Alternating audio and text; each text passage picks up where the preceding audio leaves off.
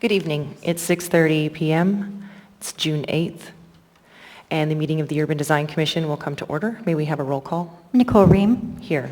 Monica Sullivan. Here. Barbara Cash. Here. Edith McKee. Here. Allison Gordy. Here. Julia Foland. Here. Alexander Nanalo. Here. Mark Cox is excused. You have a quorum. Thank you. Thank you.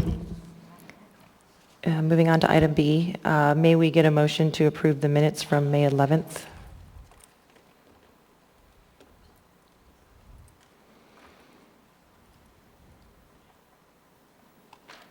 We have a motion from Commissioner McKee and a second from Commissioner Gordy.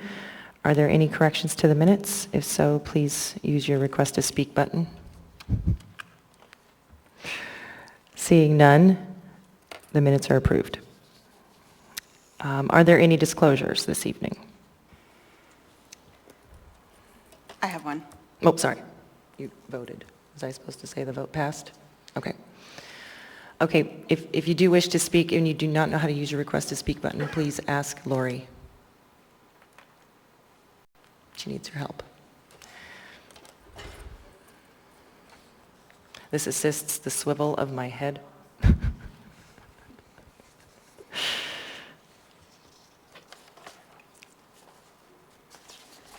It's my understanding we have a few this evening, so I think Commissioner Gordy as well. Okay. Didn't. Okay, we'll start with Commissioner Nanalo. For the Gerdwood Health, sorry, pulling it up here. The Gurdwood Health Clinic for the, I'm sorry, I'm not doing this correctly, I'm trying. No worries. I think I need the case number, is that correct? Reference the case number for that one? Okay, so it is case 2022-0061 and 2022-0062. I previously worked for R&M Consultants, which is the primary consultant on this job. I no longer work there, and then I also worked with the representative, Taryn Olson, who is presenting this evening. But I have no special knowledge of either project, no vested interest. I'm able to be impartial, but it is something that would require disclosure. Thank you. Okay, we have Commissioner Nanalo has disclosed that she formerly worked for R&M and knows the petitioner, but does not have a financial interest. Can we get a motion to direct Commissioner Gordy to participate in case 2022-0061 and 0062? Commissioner Nanalo. Sorry, Commissioner Nanalo, my apologies.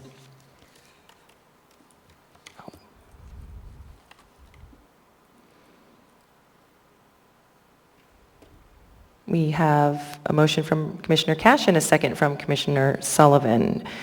If there's no discussion, we may move directly to a vote.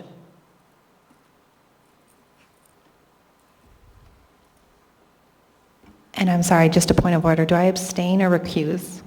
Abstain? Okay, thank you.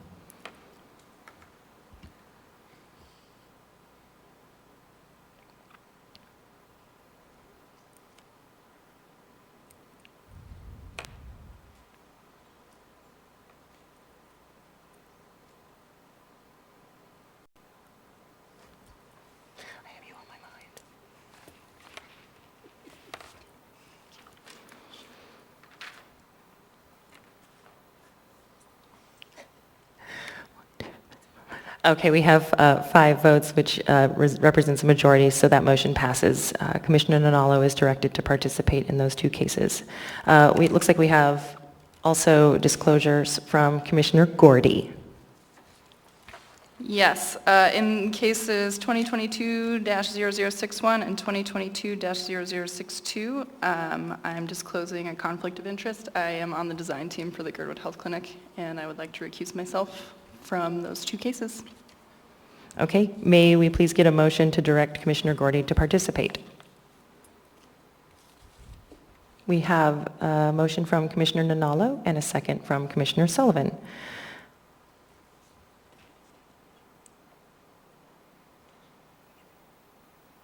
Okay, if there is no discussion, we may vote on directing Commissioner Gordy to participate.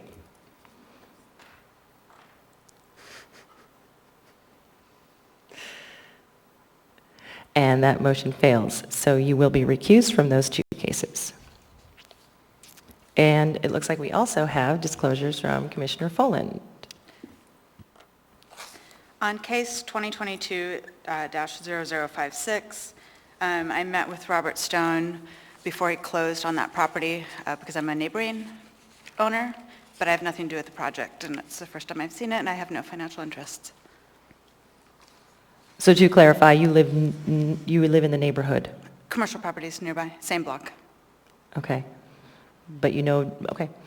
So may I get a motion to direct Commissioner Folland to participate in case 2022-0056?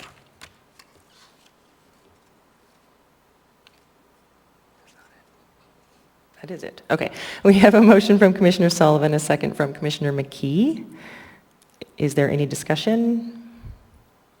Seeing none, may we move to a vote?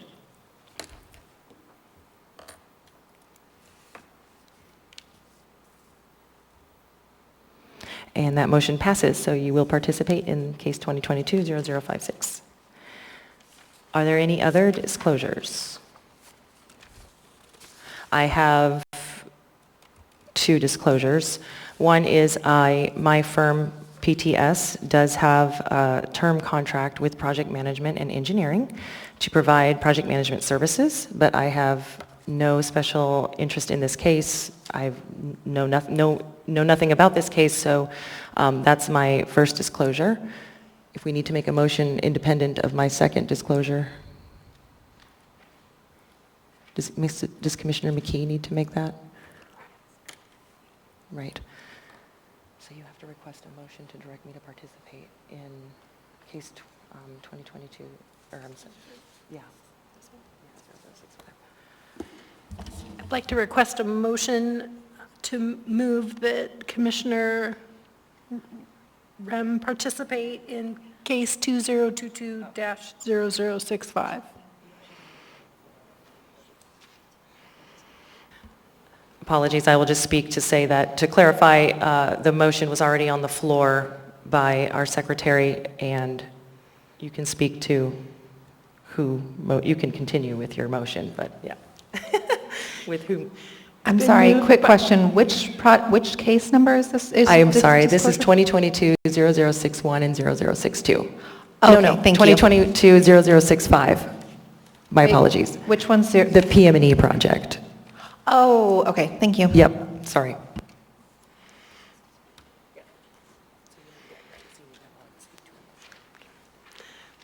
Monica, would you like, or Commissioner Sullivan, would you like to speak to your motion? I think she has no financial interest, so I will support that she participates in the case. Thank you. Commissioner Folland, would you like to speak to your second? No. Can we please have a vote?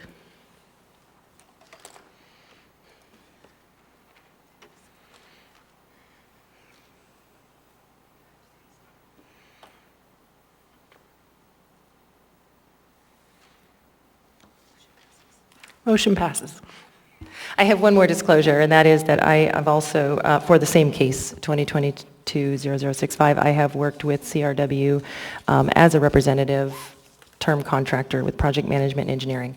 But again, I do not have any invested interest in this case. So I'm not sure if we need to make a motion, but I wanted to make that clear.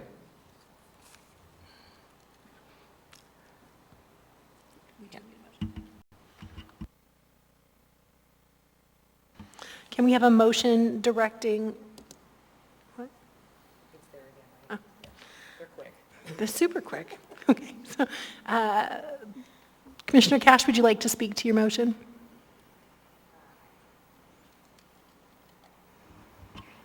She has no further interest or relationship with a former relationship, so I think she should participate. Thank you. Commissioner Nahalo, would you like to speak to yours second? Sorry, button issues. Just that I agree with Commissioner Cash. That's all. Thank you. May we have a vote, please?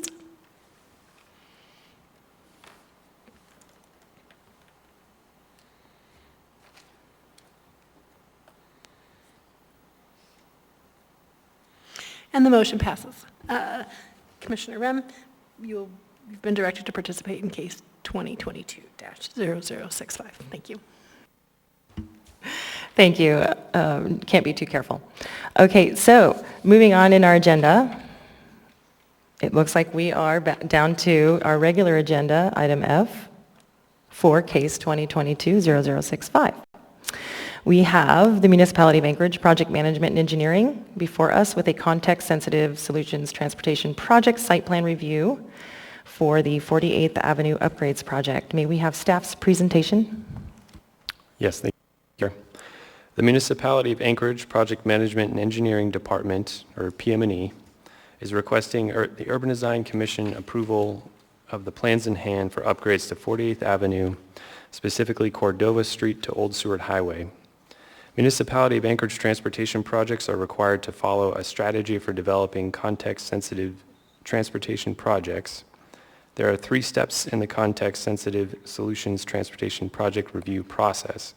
Currently, in its 3rd step of the process, the plans in hand design drawings are before the Urban Design Commission for review. The previous 2 steps, the concept report and design study report, have gone before the Planning and Zoning Commission. The Planning and Zoning Commission had the concept report for this project as an information item at the PZC meeting on April 1st, 2019, and the design study report and accompanying variance from Anchorage Municipal Code for sidewalk relief, that was case S12517, was reviewed and approved by the Planning and Zoning Commission on November 4th, 2019. Alternatives for this project included 2 other designs, which included sidewalks on both sides of the street with a wider 60-foot right-of-way. This alternative would have involved further right-of-way acquisition and would likely increase the total project cost. The preferred alternative identified in the DSR is alternative 3 with a 2-lane road, 60-foot right-of-way, and a wider pedestrian pathway along the northern edge of East 48th Avenue. A sidewalk along the southern edge of East 48th is provided on the western end of the project area. This alternative provides a shared multi-use pathway, improved lighting, and a dedicated parking lane. The Planning and Zoning Commission did place 2 conditions on the approval of the preferred alternative through the DSR approval process, and they passed that via Planning and Zoning Commission Resolution 2019-024. And this is a rather lengthy staff packet, but that's going to be found on page 353. Cordova Street will not be improved during this phase of the project, but in the plans in hand are consistent with condition number 1 of the Planning and Zoning Commission Resolution 2019-024. The Planning Department has reviewed the application and presents the following findings for the Commission's consideration this evening.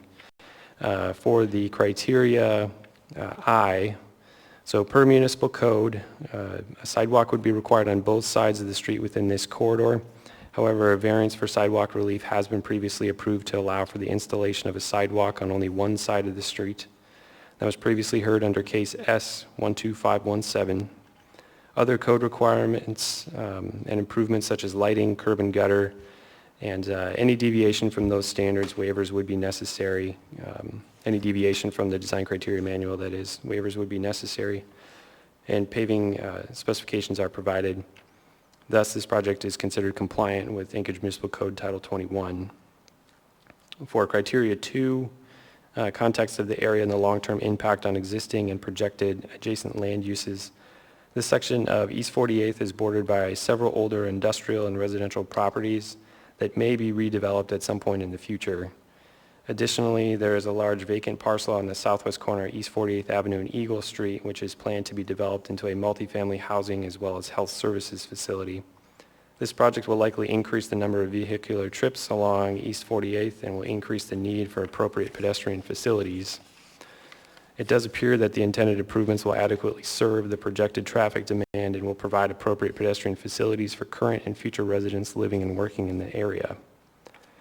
For criteria 3, the initial cost of materials including installation, the cost estimate provided in the application states approximately $3.7 million. For criteria 4, the long-term costs associated with operation and maintenance. And the long-term cost of the project will be greater than current levels due to the additional cost of snow removal along the pedestrian facilities, as well as maintenance of the street lighting and striping that currently doesn't exist. Cost estimates for this increase have not been provided with the application. However, that's likely due to the unpredictable nature of that type of maintenance since it's performed on an as-needed basis. For criteria 5, the Midtown area does not have an adopted neighborhood plan at this time, so the Anchorage 2040 land use plan presides, and it does place strong emphasis on the development of streets which can safely accommodate multiple modes of transportation. These methods include both motorized and non-motorized, and this project is consistent with the following land use policies of Anchorage 2040, and those would be land use policies 6.1, 6.2, and 6.3.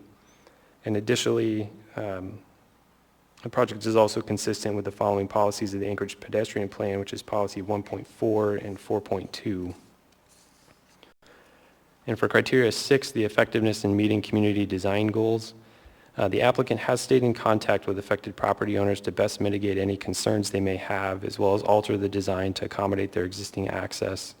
In addition to approaching individual property owners within the corridor, the applicant held an open house on March 24th, 2022, and also attended the March 9th, 2022 meeting of the Midtown Community Council and maintained a project website for the public. Public comments were solicited at each of these events and throughout the as long as the project website was active. So a summary of all comments received have been included in the application. For criteria 7, accommodation of pedestrians and non-motorized users, that proposed pedestrian pathway along the northern edge of East 40th Avenue provides safe passage for both pedestrian and non-motorized users. However, due to the development constraints posed by existing buildings, sidewalks, and/or separated pathways could not be provided on both sides of East 40th Avenue. Given these findings, the department does recommend approval of the project subject to condition 1 on page 6 of this staff report.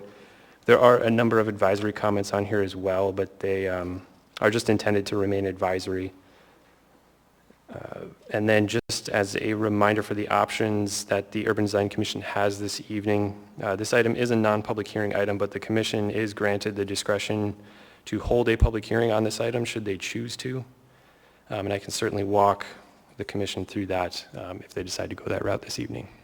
But that concludes my staff presentation. Thank you. Thank you. Are there any questions for Mr. Odell? Seeing none. No. Will the petitioner please come forward? And please state and spell your name for the record.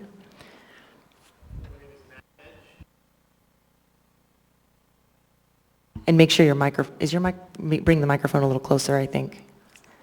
Is it not on either? I can't tell. There we go. Okay, thank you. I have to push the button that says to turn on microphone. Sorry. My name is Matt Edge. I'm with CRW Engineering Group. My name is spelled M-A-T-T-E-D-G-E. I have a quick presentation. It might take a minute to get it set up, so I hope my time is reserved here. That's fine.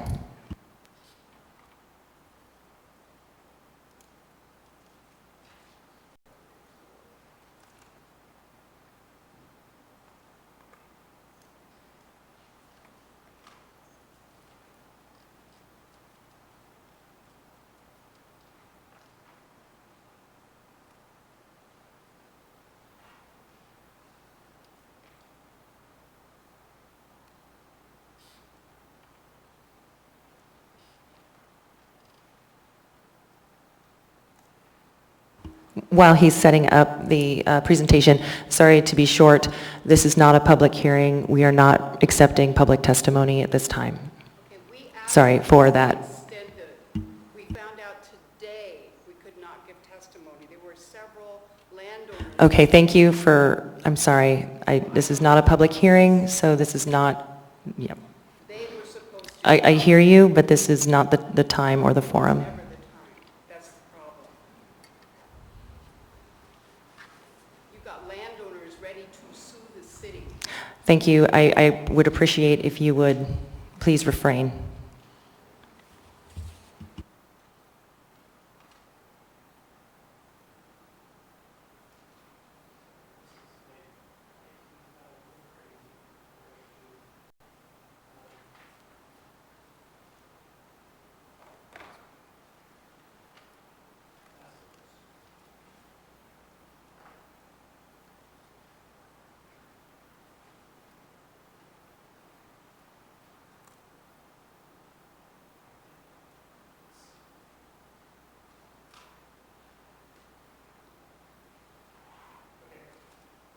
stand over here with the microphone. I'm going to try to use the little mouse here to draw some lines. So again, my name is Matt Edge. I'm with CRW Engineering Group. I'm here representing project management and engineering to present a 65% design for the 48th Avenue Upgrades project. Uh-oh. How do I go next?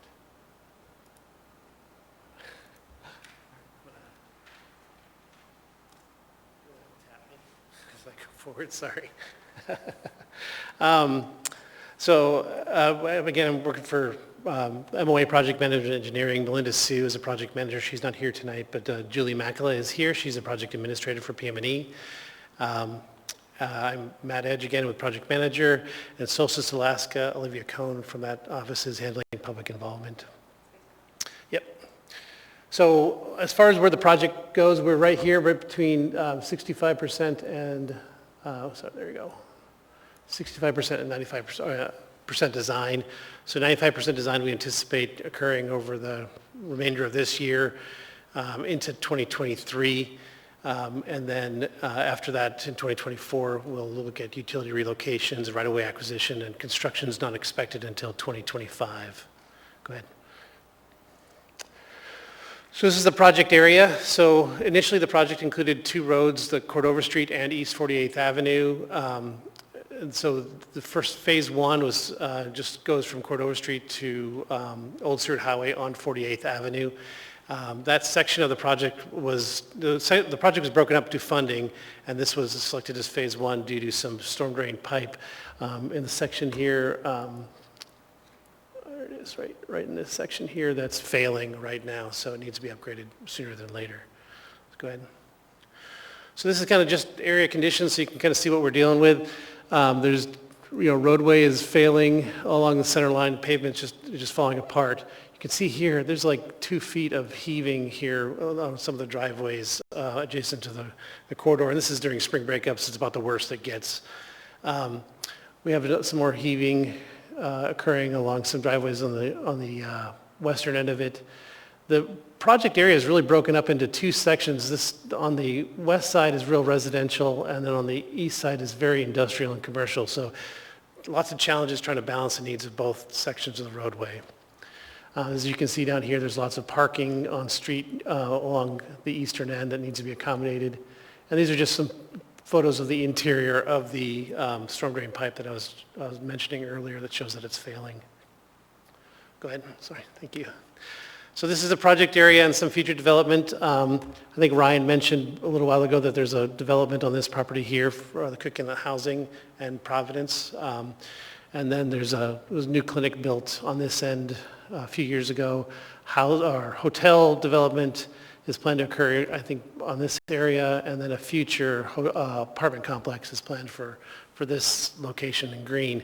All those are going to add additional vehicular, pedestrian, non-motorized traffic to the corridor, so it's important to improve it. Go ahead, sorry. So this project has been going on since 2018, which is when we started. We established a project website where we took public comment, provided an interactive map and a virtual public open house for folks. We've had 3 public open houses, 2 of them in person. The last one was virtual, and I'll be first to admit the last virtual one was not very well attended. Very few people went there. So after that one, we went out and met with all the individual businesses along the corridor to make sure that everybody was aware of the project and the proposed improvements. And that we've had several business stakeholder meetings, agency stakeholder meetings, and then as Ryan mentioned, we've presented to the Planning and Zoning Commission twice for the concept report and for the design study report. Go ahead. So this is where the 65% design for the project corridor stands right now. I'm not going to try to explain it on this map just because it's so zoomed out, but there's 3 sections. I've kind of broken it up into, and the next slides I'll go into a little more detail. But the improvements extend all the way from Cordova Street on the left to Old Stewart Highway on the right. Go ahead, next slide. So this is the western half of the project corridor. As you can see, there is a 10-foot wide pedestrian pathway, a non-motorized pathway on the north side. And on this section, just from Cordova Street to Eagle Street, there is a 6-foot wide sidewalk. Along this property, PM&E is requesting a 5-foot wide snow storage easement from the property owner. So with that and one other small easement are the only two permanent easements that we're requesting along the entire project corridor. We have 12-foot wide travel lanes and on-street parking provided along this segment of the south side of the roadway. The little blue crosshatch you see here is pavement with the limits of proposed pavement that we anticipate. And these lines here that have a double dash, that's temporary construction easements that we anticipate on the corridor. The red symbols over here are streetlights. So we have streetlights continuous along the entire corridor. And then this magenta line is storm drain. This section is draining to the west to Cordova Street and through an oil grit separator. Go ahead and hit the next slide. So this just continues on. You can see here the sidewalk on the south side is no longer included in the project. We obtained a variance from the Planning and Zoning Commission to eliminate that, primarily due to the use of the full frontage parking along the corridor and having vehicles back in and out. We didn't feel like that was a safe condition for pedestrians if they couldn't predict where vehicles were going to enter into the roadway. And this, again, 10-foot wide pathway on the north side, continuous street lighting and storm drain. I would take the locations, the driveways with a grain of salt. We are working with the business owners to adjust those as needed for business operations, and we're in the process of obtaining non-conforming determinations to identify which property owners have certain rights for certain width of driveways. It's still in process. But I can tell you that on this property here, we have obtained verbal approval to put a continuous rolled curb along the entire property and on the next section here, which is the Salvation Army. Hit the next slide. So landscaping this is almost it for landscaping other than grass. It's very limited. There's not a lot of opportunity for locations here. We have shrubs and trees along the eastern end. These two trees, I believe, are going to be eliminated just based on the business owners' concern that they're going to back into them with their customers pulling out of there. So we're going to replace that with some shrubs.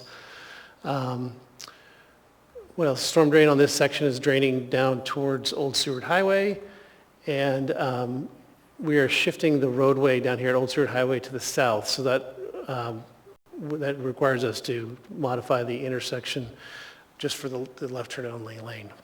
Go ahead, I'll make these quick. So here's just a couple of quick renderings kind of showing before and after. These are all on the eastern end, mostly because we didn't know what the driveways were going to look like on the western end. Go ahead. So that's the proposed improvements, and you can go ahead and shoot the next one. This one's from Cordova Street looking towards the east. So there's the proposed improvements. So next steps are just for us to incorporate comments into the 95% design, host another public open house, hopefully this one in person and not virtual, at 95% design. It'll be next year. And then in 2024, we'll begin coordinating with utility companies and obtaining right-of-way. And then construction in 2025. Yep, that's it. All right. I made my time. I was sweating. I had to practice that like 3 times. Nice work. Thank you. Okay, Are there any questions of the petitioner? Oh, looks like we have a question for you from Commissioner Folland, and we have a follow-up after that. Okay. So I drove this street today just to kind of look at it after reading everything. Are you going to go, on the east side of 48th Street, the parking was packed. Yes. Every business was using like every inch of available parking kind of into the street a little bit and what would be sidewalks in the future. So are you going business by business to try to work with them and figure out the best solution? So we've worked with all the businesses on the corridor to try to make sure that we don't affect the access to the business. Some of that parking is in the right-of-way. Yep. And so so there is going to be affected some of the parking and use of the right-of-way. We are not taking any, or we are not asking for any permanent easements, so all the parking on property should be fine. And we are also definitely including on-street parking for the full width on the north side to try to accommodate the use of that. The initial plan of what you have shown in the 65% design wouldn't have changed any of the parking. With some of the driveway changes for one of the properties, I think we might lose 1 or 2 spots along the whole corridor, but we'll make it up towards the eastern end for on-street parking. Okay, So, that was it. yeah. Thank you. Commissioner Nanalo? Yeah, I just had a follow-up question from earlier in your presentation. Sorry. You were talking about some of the outreach you did, and you mentioned that you had specifically gone from business to business. I did, yes. Yeah, trying to interact with them, which is great. I just wanted to also do a follow-up question on with the residential homeowners, specifically the 2 where there's going to be easement impacts to their property, were they also reached out to? So I have not, I've spoken to some of the residential property owners, but not all of them. We are not requesting any permanent easements along that corridor. Okay. So the only easements we would have are temporary easements for driveway reconstruction. Okay, so it would not permanently impact any of the homeowners' properties? No. Great. Other than there'll be a pathway in front of their house. Yeah. Thank you. Yep. And I should have mentioned the other permanent easements is a small sliver on the far eastern end by Continental Mazda. It's about 25 square feet is all. Yeah. Thank you. Commissioner McKee? Hello, I have several questions for you. All right, I'm ready. So with the intent, or with the potential future plans for multifamily housing and health services, increasing vehicle trips and pedestrian usage, and the fact that some of the sidewalks in the area have been reduced to a 3-foot width, was there any thought to reducing lane widths down to 10 feet and utilizing the additional 4 feet for pedestrian facilities, also knowing that, narrower lanes also provide traffic calming?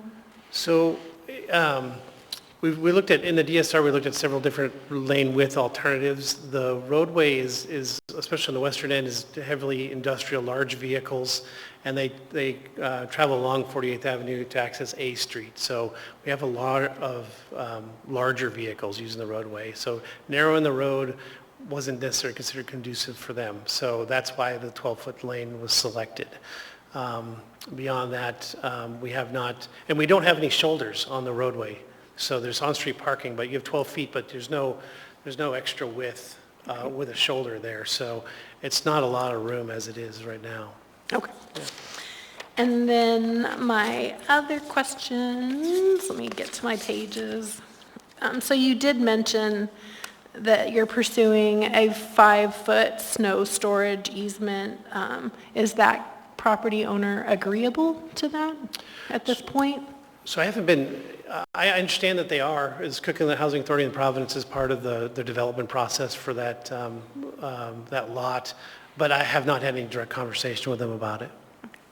That'd be great if they are agreeable to get the snow out of the, the roadway. That's better, and off the pedestrian facilities that are there. Yeah, exactly. And then my other question was, and this is just a general design question, the storm drains being located down the center line of the roadway, which can sometimes require traffic control for maintenance and also requires additional structures. Is there any consideration to relocating the storm drain to the south side of the road in the curb line? So the location was selected to avoid utility conflicts and in coordination with street maintenance. I don't know that we've actually given them a specific option to locate it under curb, but they are familiar with the location and have had a chance to comment on it. We can bring it up if you think it's something that we should. I'm just asking. Yeah. Just comments. And then, let's see here. So there are, with the on-street parking, have site distance has been checked for all of the approaches and driveways and access points. I noticed that there are some curb cuts within the on-street parking proposed locations, and just to confirm that site distance has been checked so that people... Yes, we do that on every driveway and every intersection along the corridor. Great, thank you.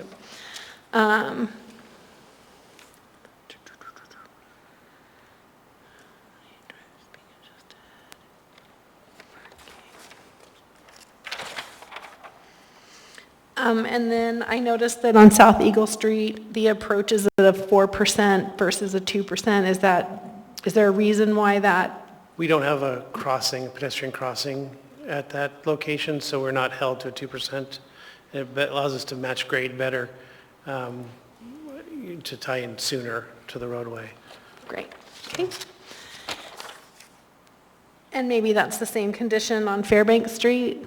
Correct. Where we don't have a pedestrian facility crossing the intersection, the DCM allows a 4% match grade.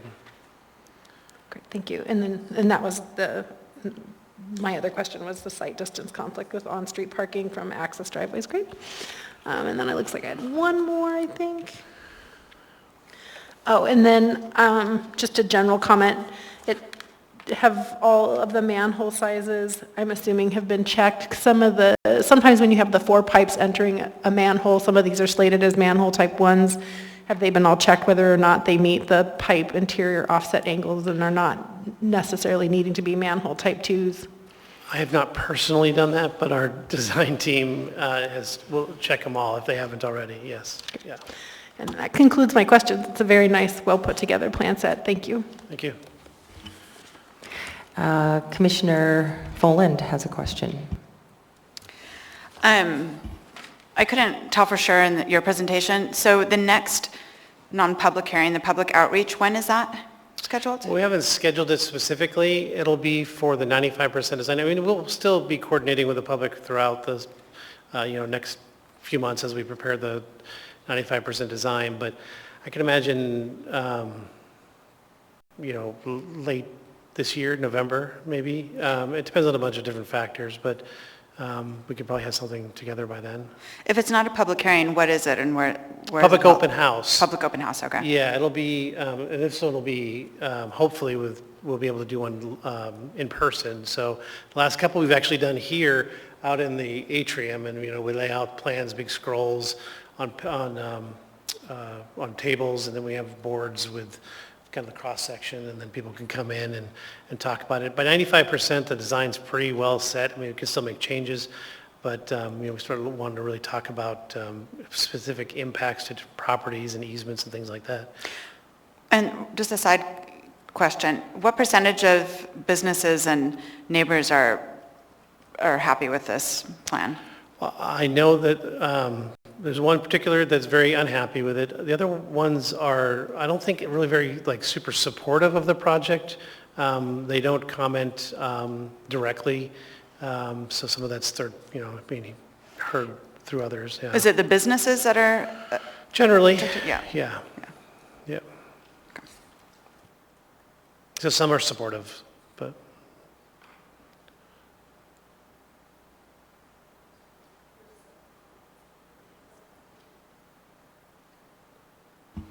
Was that all, Commissioner Folland? Okay, thank you. Commissioner Sullivan? Hi. While interacting and coordinating with the business and the property owners, what was their main concerns and how do you address them? Their main concerns are access, making sure we don't impact their business operations during and after construction. So, for instance, there's one, there's Alaska Spring and Performance has a driveway plan approved back in the 70s, a long time ago. It's never been utilized, but it shows a driveway in and out would not work for that business at all. So we've worked with the traffic department, everybody, to get approval for continuous rolled curb to allow use to that business as they currently do. Same with the Salvation Army next door. We went ahead and surveyed the lot and got a non-conforming determination, which they have about 15 spots there that directly access the roadway, and the first 8 were allowed to the non-conforming determination, but the next 7 were not. That's all the parking they have, so we went through and worked with the traffic department and got approval for that to be continuously rolled curb. Others, the Warren and Sons across the street, we went ahead and got non-conforming determination for that property. I just came back actually yesterday, which is going to allow us to widen the driveway beyond typical driveway standards so that we can match the width of their building so that the trucks can easily go in and out.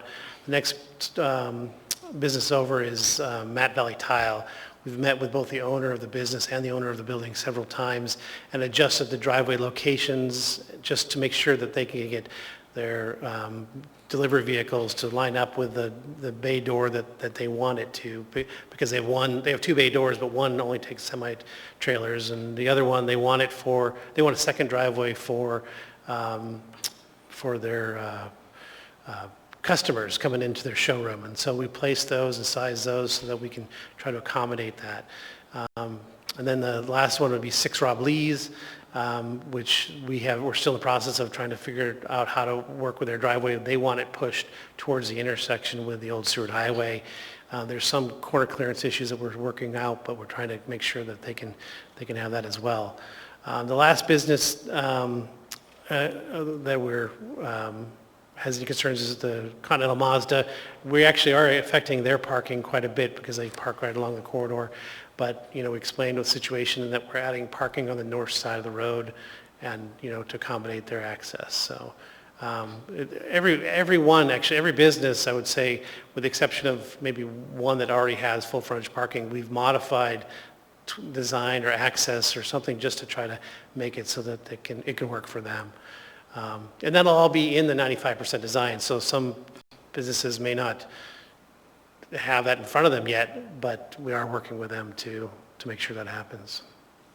Thank you. Commissioner Cash. Thank you, Mr. Edge, for your presentation and well compiled packet as well. My question is regarding the outreach or notification for the open house or further progress on this. What method are you using for that outreach to let property owners know? So we have four, I guess, main methods for outreach. First would be community council. We make a presentation to community council every time we have an event. They also goes through it's not the ombudsman, but it's the community council coordination. So I can't remember the name right now, but that goes out in email. We also send out. Excuse me, did you say that goes out in email to individual property owners? Well, so the community council is a presentation at the community council meeting. Mm-hmm. The organization that organizes the community councils, and I can't remember the name. The Federation. Federation of Community Councils also sends out an email. Our project team sends out electronic newsletters to everybody on our mailing list. So everybody who's ever come to an open house, everybody who lives on the, anybody who's ever signed up for through the website with their email will receive an invitation. And we also do hard copy mailers to every business owner or every property owner and every resident on the entire corridor and in the area. So they all get something in the mail. The timing, that's a tricky thing because we try to do it in enough time that people don't forget about the public open house, but not so soon that they can't make a plan. So our typical timing for a mailer is to try to go out 2 weeks ahead of time. We've heard feedback that's not enough time on this project. So for the 95% design, we actually plan on doing quite a bit more, including door hangers, sending out mailers a little bit sooner than that, maybe 3 weeks ahead of time. And then anything we can to make sure that people are aware of the project. So I'll go door to door if that's what it takes. So. Thank you. It's a very important element. I appreciate your attention to it. Okay, Commissioner Nanalo. Sorry, yes, mine is just a point of clarification from Commissioner Folland, and it's specifically when she asked you about, I just actually didn't catch it. So the people that are happy versus unhappy with this project proposal, I'm sorry, was that mostly business owners are happy with it and residential owners are not, or was it the reverse? The reverse, I think, is... Okay, yeah. So business owners are unhappy, or, yeah. There's several business owners that are unhappy with this, and most residential owners seem to have a positive reaction. I think the residential owners are not providing negative comments. I don't think that there's a huge, residential portion that are, championing the project. The project is being pushed because of maintenance and development in the area. So you've gotten positive feedback from residential owners? We have gotten some, yes, positive feedback, but okay. I don't think there's a champion out there if that's what you're looking for. Yeah. Right, and I understand that. Okay, I'm just looking for clarification. So the difficulty so far with difficult feedback has come from business owners, and specifically having to do with that on-street parking being diminished? Is that, Well, I think or their perception of that? I think that the biggest concerns that folks have is how we're going to affect their business operations. I mean, construction is a pain. I mean, you know, when you're tearing up the road. Right. And then after construction, what we put back is it going to make sure that those businesses can remain in operation, do businesses the way they do now. And there's, you know, going to be some effects, especially where businesses utilize the right-of-way. It's, you know, and we're using a portion of that right-of-way for the roadway construction. And, you know, it's understandable. Yeah. Thank you. Thank you. Commissioner McKee? Hi. So my question pertains to that parking and that right-of-way and the businesses. So are the businesses, from what I understand in your presentation, are currently parking in what is the municipality's right-of-way? Some of the businesses utilize a portion of the municipal right-of-way for parking and operations, yes. Are they counting on that space? And I fully understand that that is not necessarily, I mean, that's not their space. That's the municipality of Anchorage's space. Are they counting on that space to be compliant with parking regulations for the size of their businesses? No. Okay. Yes, it's not a factor. Like on the south side of the road, there's about 12 feet from the right-of-way to the curb line. We'll be shifting the curb line 5 feet south. So there'll be around 7 feet distance from the new curb line to the property line there. Will the on-street parking provide enough additional space to mitigate for the potential loss of space? No. Okay. The on-street parking that is proposed will match the existing available on-street parking in that area. Okay, thank you. Commissioner Folland? So I read in the report, or somewhere, someone was asking about the potential of doing the construction and implementing the project in the evenings and weekend hours. Is that something that you guys are considering at all? Because it is, I mean, the road is in bad condition. It's very clear it needs to be upgraded, and there's no pedestrian access and all that. But, well, I think that that's a question that we'll have to deal with PM&E. I mean, I'm not sure that it's reasonable to expect a contractor to work evenings and weekends only. I do know that we'll need to coordinate specific driveway closures and things like that with business closures. Like if someone's gone for the weekend or shut down, we'll try to make sure that we don't, any construction that affects access to that business is completed when it's not going to affect the operations of that business. I mean, that's definitely a priority. But we'll have to work everything else out with PM&E as we get closer to construction. got it. Yeah.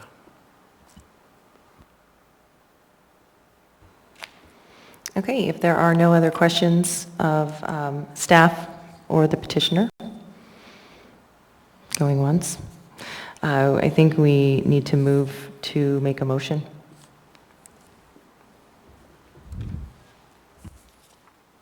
Again, I'm going to ask. We have a motion from Commissioner McKee and a second from Commissioner Cash. Commissioner Key, would you please state your motion?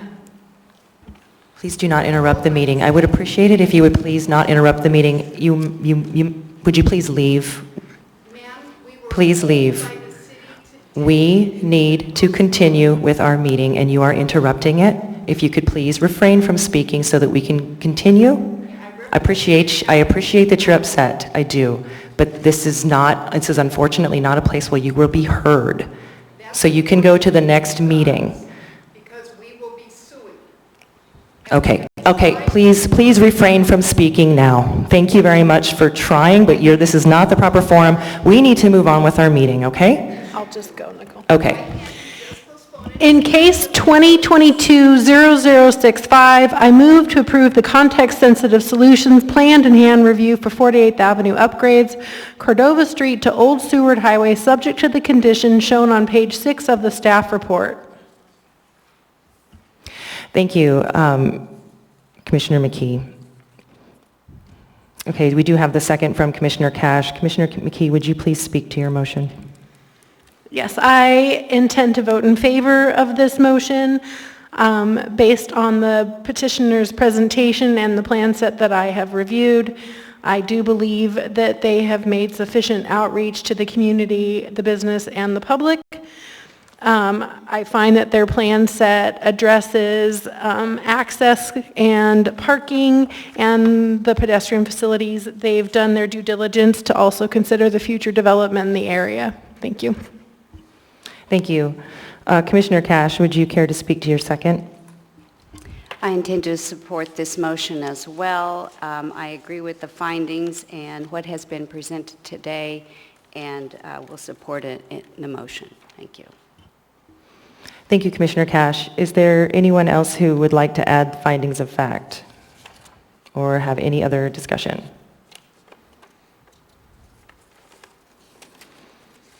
Okay, seeing none, I believe we need to move to a vote. The motion on the floor is to approve the context-sensitive solutions planned and hand review for 48th Avenue upgrades, Cordova Street to Old Seward Highway, subject to the conditions shown on page 6 of the staff report.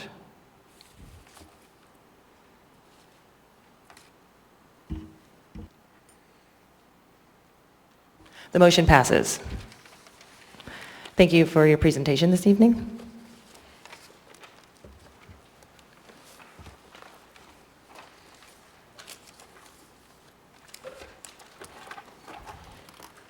Okay, I think we're moving on to item G, public hearings. And I just need one moment to talk to the secretary. Can we have a break? Can I request a break? Yes. Thank you. We will take a short recess, 5 minutes. Thank you.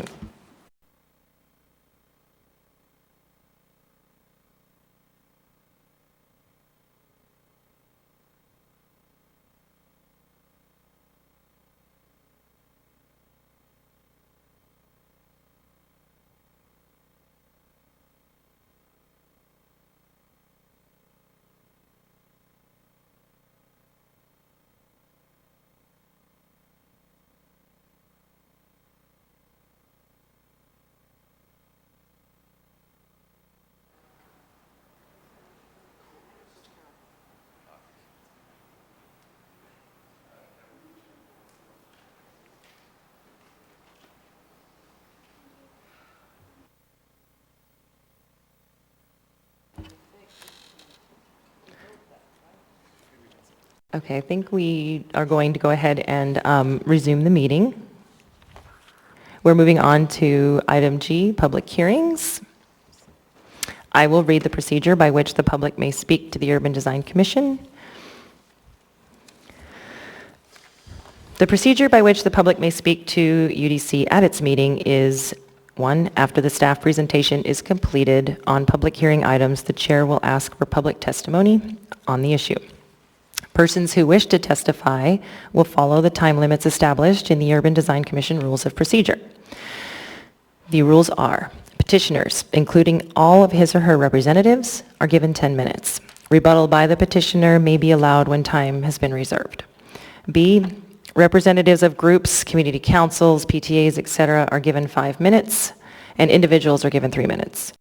When your testimony is complete, you may be asked questions by the commission. You may only testify once on any issue unless questioned by the commission. An individual may have appeal rights relating to any action the Urban Design Commission takes, except commission recommendations to the assembly which are not appealable. Appeals must be filed with the clerk's office within 20 days after approval by the Urban Design Commission of the resolution, which is the commission's final decision. A fee for the appeal is required at the time of filing, and this is located on the second page of the agenda, if anyone would like to read. So moving into our first case. We have item 1, which is the Three Stone Properties is the petitioner. They are seeking a case 2022-0056, my apologies. Petitioner is Three Stone Properties, seeking a design variance requesting relief from the Anchorage Municipal Code 21.11.070C4A III, which is having a ground floor street facing use limitations in the B2A Central Business District core. May we have staff's presentation? As stated, this is a variance from AMC 2111-070C4A3, pedestrian-oriented frontage standards, ground floor street-facing use limitations in the B2A district. This design variance this standard prohibits office uses from being on the ground floor of a building when visible from the street. The proposed office use is located at the southwest corner of A Street and East 5th Avenue. In 2012, AMC Title 21 was rewritten and modernized, but excluded the downtown districts. AMC Title 21, Chapter 11, Downtown, was created to reformat old code in the current organization in 2020, but retained old land use standards from old code. The planning department is currently undergoing a rewrite that will bring development and design standards in line with the remainder of current code for downtown districts, including removing outdated standards. These limitations noted in the code citation AMC 2111-070C4 are proposed to be removed as they pose an unnecessary restriction to the type of commercial permitted on the ground floor of a building. The removal of ground floor street-facing use limitations in the B2A district will not be adopted prior to the development of this office, requiring the applicant to seek approval of this variance before you. A total of 128 public hearing notices were mailed on May 16, 2022. As of this writing, no public comments have been received, and the Downtown and Fairview Community Councils did not provide comment. No reviewing agencies have objections. The following standards must be met. Standard A is met. The proposed use and design achieves the intent and standard. The development will be subject to all applicable development and design standards, ensuring that the development remains pedestrian-oriented while providing a unique urban office space downtown. Standard B is met. The Anchorage 2040 Land Use Plan designates this parcel as city center and encourages the highest concentration and diversity of employment, civic, and cultural institutions. The 2007 Anchorage Downtown Comprehensive Plan designates this parcel as downtown core and is a priority area for high-density mixed-use development, and specifically calls for ground floor retail, housing, government, cultural, office space, and hotel or visitor services. Standard C is met. The granting of this proposed design variance provides an opportunity for a commercial use to be developed in an appropriate zoning district that implements goals of the comprehensive plan. The proposed use is compatible and complementary in scale and size with the built environment. Permitting this use on the ground floor will help create a more robust economic center. Standard D is met. Granting of this variance is not anticipated to adversely affect the use of adjacent properties. Adjacent properties to the west are undeveloped, and this variance will not limit future development. Standard E is met. This is a permitted use in the B2A Central Business District core, and granting of this design variance will not change the character of the zoning district. Standard F is met. The variance is not related to ADA accessibility or reasonable accommodation. Standard G is met. There are no health or safety issues that will be caused by approval of this variance. Standard H is met. The standard is not applicable because it's not related to signage. AMC 2103-240 requires a variance request substantially meet all 8 of the design standards in order for a variance to be granted. The department finds that all approval standards are substantially met, therefore recommends approval of this variance subject to conditions 1 and 2 on page 5 of this report. Thank you. That's the end of my report. Thank you. Are there any questions of staff? Looks like we have a question from Commissioner McKee. Hi. In your presentation, you mentioned that the removal of the ground floor street-facing use limitations in the B-2A district will not be adopted prior to the development of this proposed office, requiring the applicant to seek approval of this variance. What is the status or the expected date of the approval to remove those requirements, and would this location be included in that? Thank you, Commissioner. Through the chair, the expected date that a public hearing draft will be available to the public is this fall, so likely September to October. It's part of our downtown comprehensive plan and code amendment. And yes, this parcel is located in the B2A district, so it would be directly impacted by that removal of code language. Thank you. If there are no other questions of staff, is the petitioner here? Please come forward, state and spell your name for the record, and you have 10 minutes, so please, I'd like to reserve any of that for rebuttal. Good evening. My name is Kate Sauve, S-A-U-V-E. I'm the petitioner's representative for this case. The planning department staff explained the case well. I'm just going to cover some of the main points again. The project site is located on the corner of A Street and East 5th Avenue, across the street from Muffler City and Brake and the FBI building. The petitioner is building a 2-story office building. The building plans are included in the case packet before you.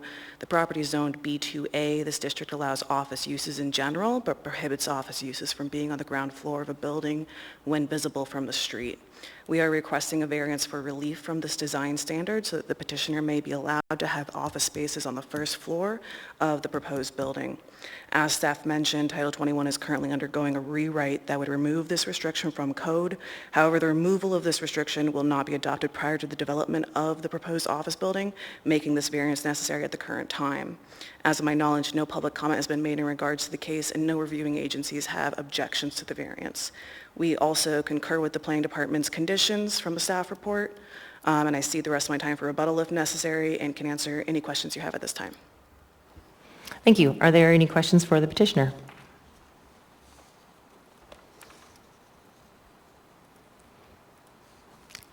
Seeing none. Oh, Commissioner Gordy.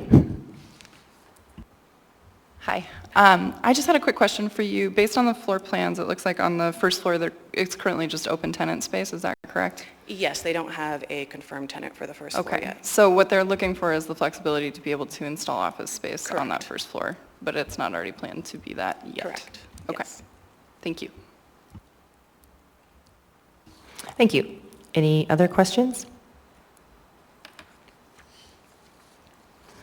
Okay. Seeing none, we will now open the hearing to public testimony. Is there anyone here wishing to testify?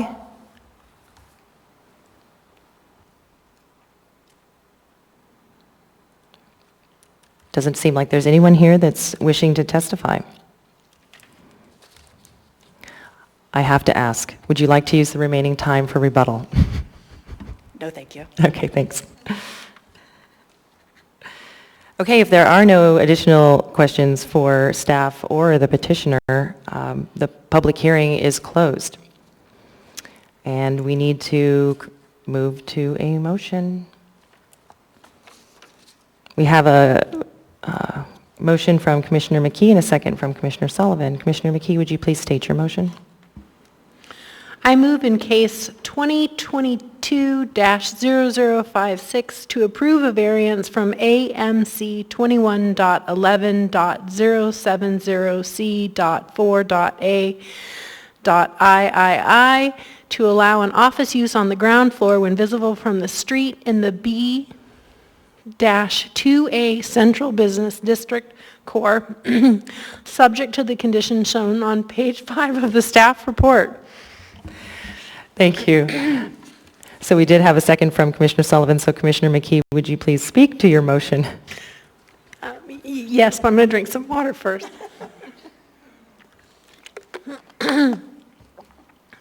So, I intend to support the motion based on the findings, A, that the development will be subject to all applicable development and design standards, ensuring that development remains pedestrian-oriented while providing a unique urban office space downtown.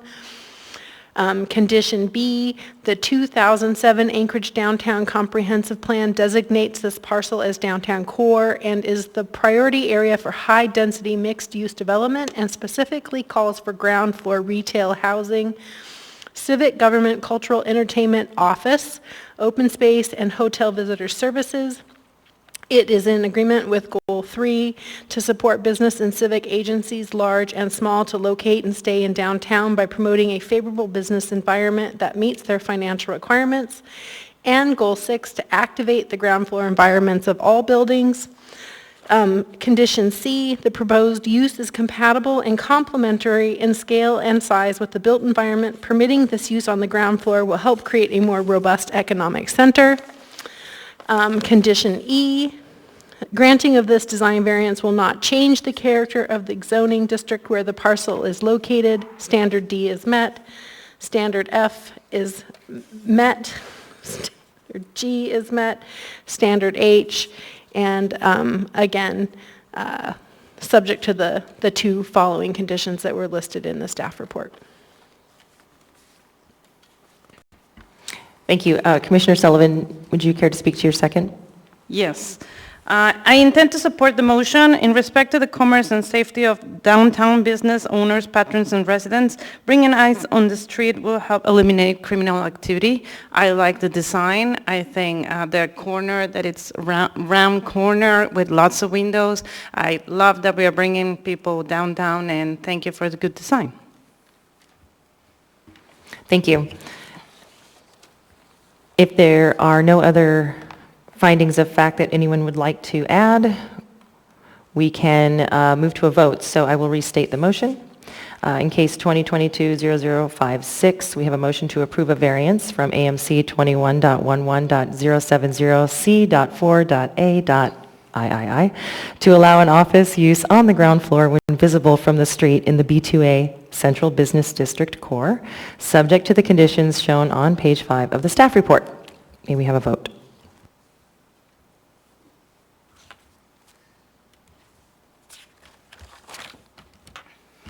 Motion passes. Thank you very much. Okay, we have 3, 4, 5. Okay, so we're moving on to item 2 on our public hearing agenda. Case 2022-0063, and the petitioner is the Lutheran School Association of Anchorage, with a major site plan review for the Anchor Lutheran School Beautiful Savior Lutheran Church. We received a memorandum from Sean Odell and Dave Whitfield in the Planning Department with a request from the petitioner to extend this case to an undetermined future meeting of the UDC. Does staff wish to speak to this request?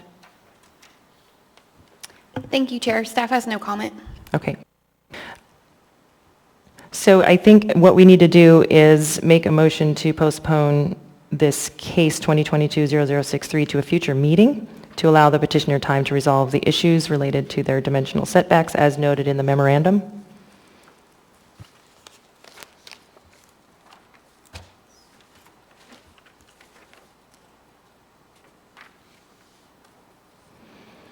May I get a motion?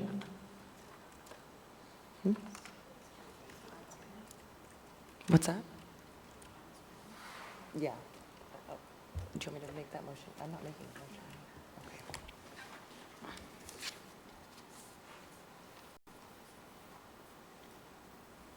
Okay, we have a motion to postpone to a date uncertain for case 2022-0063 from Commissioner McKee and a second from Commissioner Cash.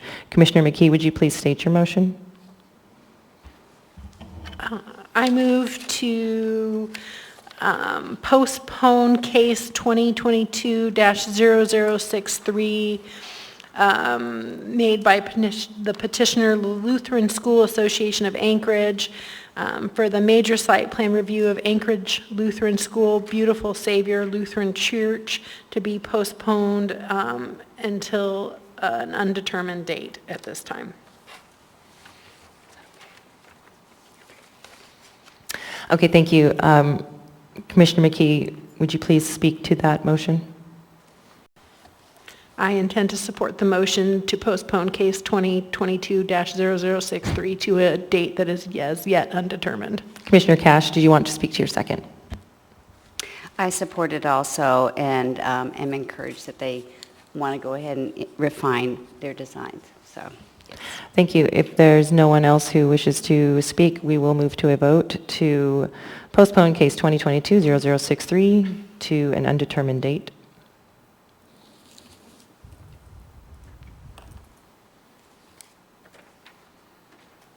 That motion passes.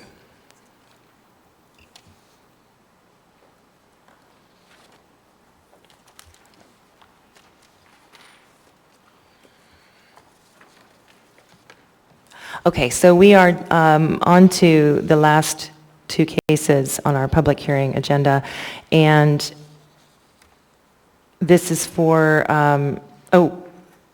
this is for case 2022-0061 and 2022-0062. So Commissioner Gordy may now be excused from participating based on her earlier recusal. And she does not need to return for a vote to adjourn because we have a quorum.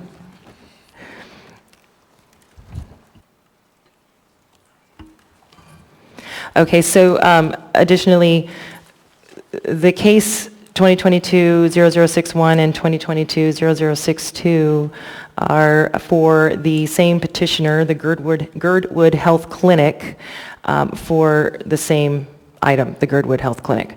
So with that, we are able to combine these two cases by making a motion to do so. And if we choose to do that, then the petitioner would have double the time to speak. So they would, instead of 10 minutes, they would have 20 to speak to both cases. And that translates also to the public testimony. So all of the testimony would be doubled as well. So if the commission wishes to make a motion to combine these cases, then we can hear them at the same time.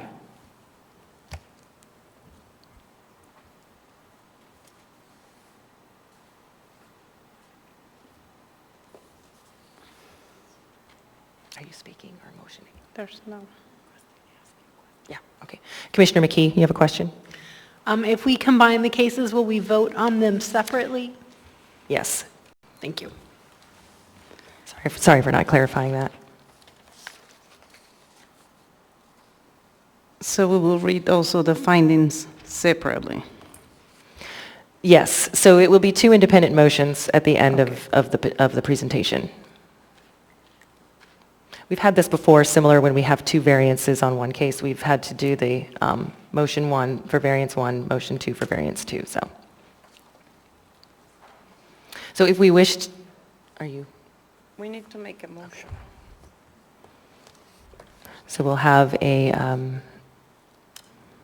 option to create a motion here in just a moment.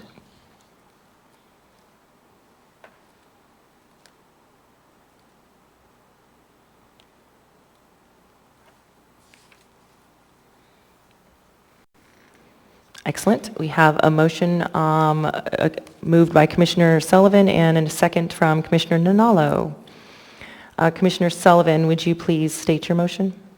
Yes, I would like to make a motion to combine cases 2022-0061 and case 2022-0062. They are the same issue. Thank you. Commissioner Sullivan, would you please speak to that motion? I think the two cases are related one to the other one, and I think it will be more effective if we review together. Okay, and Commissioner Nanalo, did you care to speak? You don't have to. I agree with Commissioner Sullivan. The two cases are obviously intertwined. Excellent. If there's no one else wishing to speak, we can move to a vote. So we are combining public hearing cases 2022-0061 and 2022-0062 with double the testimony. And if that motion passes, this is how we'll move forward. And that motion passes. Oh, no. Wait. Commissioner Follen did not vote. You hit the yes. Okay, so yes. So we have 5 votes. The motion passes. Thank you. Oh, there we go. Okay, thank you. All right. So we have petitioner, Gurdwood Health Clinic, and we need to move forward with the staff's presentation. Thank you, Chair. And just to provide clarity, I will do the staff report for the site plan first and then the variance. So this is case number 2022-0061, an amendment to previously approved site plan review. The Gerdwood Health Clinic is requesting approval of an amendment to a previously approved major site plan review for the expansion of a healthcare facility, previous case number 2021-0036. The existing Gerdwood Health Clinic has served the community for 23 years and has outgrown its current facility square footage.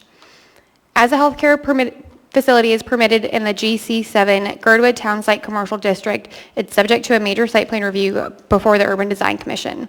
There is an accompanying design variance for the east and north elevation, case 2021-0035, that was previously approved.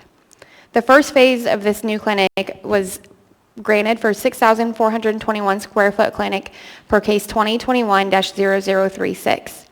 AMC Title 21-09-050 Use Regulations was amended per AO 2021-112 to allow healthcare facilities to expand up to 7,500 square feet.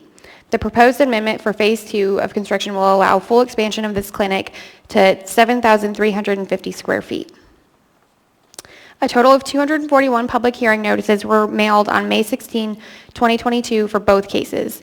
As of this writing, no public comments have been received.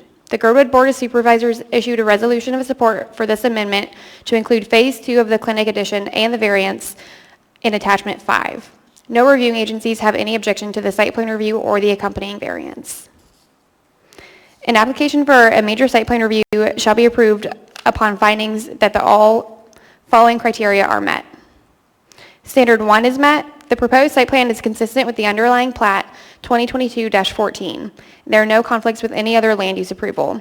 This is an amendment to a previously approved major site plan review to expand the clinic to 7,350 square feet. Standard 2 is met. The site plan complies with all applicable development and design standards set forth in this title, including but not limited to the provisions in Chapter 2104, 2105, 2106, and 2107.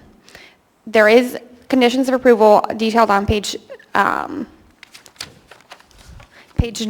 and 10 of this report for any standards that may not be met, including the variance request.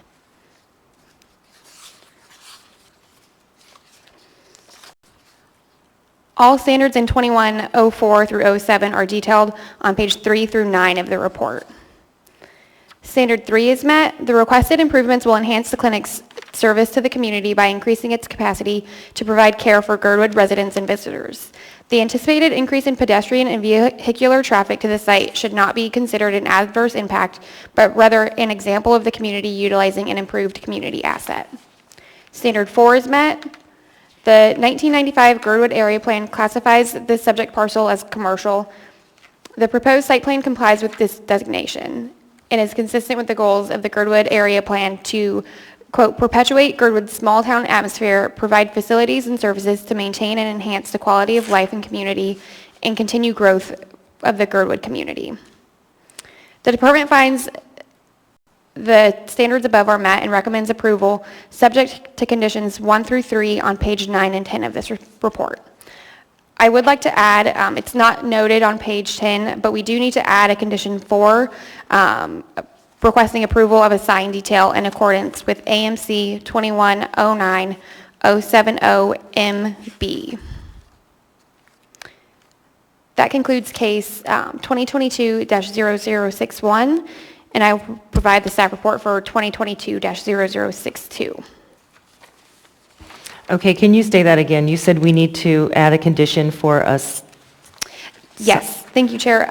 We do need to add condition 4, or I guess it should be condition 2 and move the other ones down to, let me get the exact wordage. A condition of approval to provide a sign detail in accordance with AMC 2109-070MB.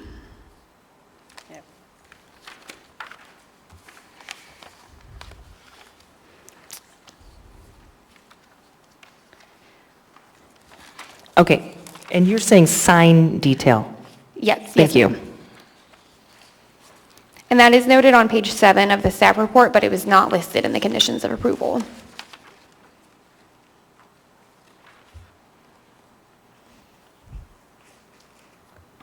Okay. Okay, thank you. And moving forward with the variance request, case 2022-0062. This is a variance request to allow for the reduction in alteration width on the south elevation of the new Gurdwood Health Clinic. AMC 2109-080F2D requires at least 1/3 of the building side length not be the primary wall plane of the building. The building measures 104 feet in length, and the required offset is 34 feet and 8 inches. The proposed offset is 27 feet and 6 inches. The applicant must state with particularity the relief sought and must specify the facts of circumstances that are allegedly show that the application substantially meets the following standards. Standard A is met. The proposed variance to offset the wall 27 feet and 6 inches rather than the required 34 feet 8 inches meets the intent of the code to ensure a complementary scale and size of the surrounding built environment. The proposed elevation includes a variety of facade textures, colors, and windows and is located at the rear of the building. The remaining 15 foot 6 inches of the south elevation is set back 25 feet, exceeding the minimum requirement. Standard B is met. The 1995 Gerdwood area plan designates this parcel as community and is intended to provide trade and services for residents and visitors. The main goal of the Gerdwood area plan is to perpetuate Girdwood's small town atmosphere. This proposed variance requests for both east and north elevations provide design alterations that meet the intent of the code and creates an inviting building that is compatible with the size and scale of the surrounding community while maintaining privacy for the Gurdwood Health Clinic visitors. Standard C is met. Granting of this proposed design variance provides flexibility for alternative design elements that meet the same intent of AMC 2109-080F2D to create a compatible and complementary scale and size consistent with the built environment while maintaining the small mountain town character. Standard D is met. The granting of this variance is not anticipated to adversely affect the use of the adjacent properties. Adjacent properties are undeveloped, and this variance will not limit their future development or use. Standard E is met. The granting of this variance does not permit a use that is not permitted in this district. Standard F is met. The variance is not related to ADA accessibility or reasonable accommodation. Standard G is met. There are no health or safety issues caused by approval of this variance. Standard H is met. This standard is not applicable because it's not related to signs.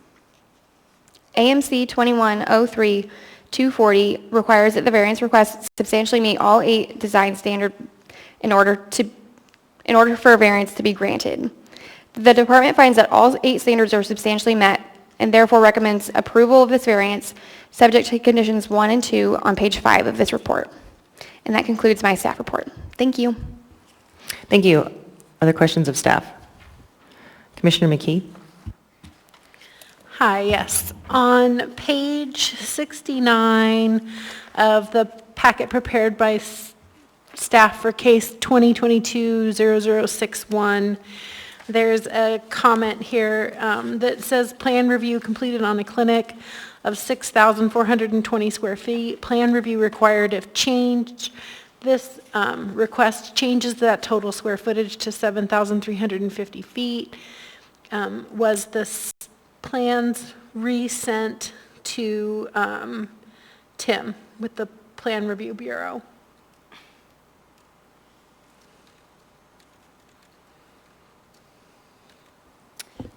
Thank you. Through the chair, it was routed to this agency for review. I can't speak to if the Gurdwood Clinic has formally submitted new permitting documents.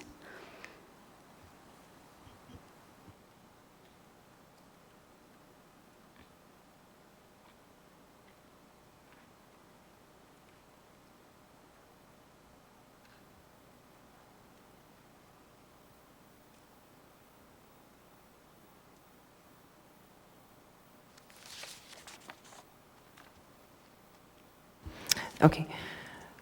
Thank you.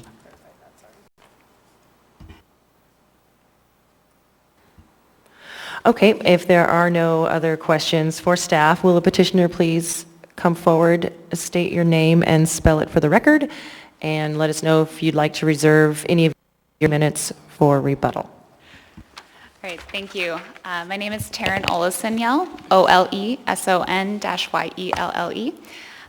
Thank you, Commissioners, for combining the 2 cases today. This should hopefully make for a more efficient conversation tonight. And with 20 minutes, I don't think I will need time for rebuttal, but thank you. First of all, thank you, staff, for the very thorough report. We agree with the findings, and I would just like to state right off the bat that we are prepared to provide that sign detail. That was an omission on my part to begin with, so that condition is more than okay with us. We're here today to ask for a modification to the Gurdwood Health Clinic. You guys may recognize a lot of similar information from a case that was brought up in May of 2021 last year that was approved. This was for a 6,420 square foot new Gerdwood Health Clinic. It's being built currently. We're in construction of that phase 1. And we are now approaching you with phase 2 because a text amendment was approved by the Assembly in March of this year that allowed for larger buildings within the GC7 district in Girdwood. That text amendment was specific only to healthcare facilities. So in the downtown core of Girdwood, the existing Gurdwood Health Clinic is the only current healthcare provider. And the Gurdwood Board of Supervisors approved that text amendment and actually championed that text amendment through the process to allow the Gurdwood Health Clinic to bring this phase 2 modification forward. This design has been a part of our conversation with the community from the beginning. And the design that was approved in 2021 included a concrete patio on the southwest side of the the new clinic of the original design. This phase 2 modification has been designed to replace that patio. It's the same exterior footprint, and the intent of that was, in the event that that text amendment did not get approved, or if this design did not get approved, we still are providing that patio space for the clinic. However, they're really hoping that this gets approved to provide more behavioral health services and group service space. So the 930 square feet of the new addition is specifically designed to facilitate that behavioral health services.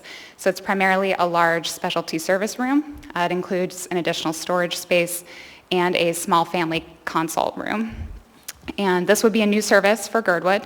The existing clinic does not have adequate space, even in the original design that was approved in 2021, does not have space to provide this unique service. Currently, people looking for behavioral health services have to come into Anchorage every time. This would include AA meetings, family counseling services, and the like. And this would provide an opportunity to facilitate the people of Turnagain Arm much closer to home. So with that, I think that is most of what I want to say about the phase 2 modification. The design of it was specific to accommodate after-hours services as well. So there's an exterior door that is being provided on the west side of the building that has a hallway that is unique just to this large specialty services room. So in the event that community groups would like to use it in the future, there's potential for that. The building has been secured with locks and particular interior design where the rest of the clinic would be closed off, but we would still be able to use that new phase 2 modification that includes those specialty services. Again, this has been in discussion with the Gurdwood Board of Supervisors and the Gurdwood Health Clinic Board from the beginning. This has been their hope, and we're happy to bring it forward. With this, we are requesting another dimensional variance for this design. It's specific to the south plane, as Carly explained. There is a particular part in Gurdwood Code that requires the length of a building to articulate at least 1/3, so it modulates. We're looking for different sections of the building to not be totally flat. And we are a little bit over in that length. I believe we're missing 7 feet, 2 inches. I might be incorrect. It's very close to that.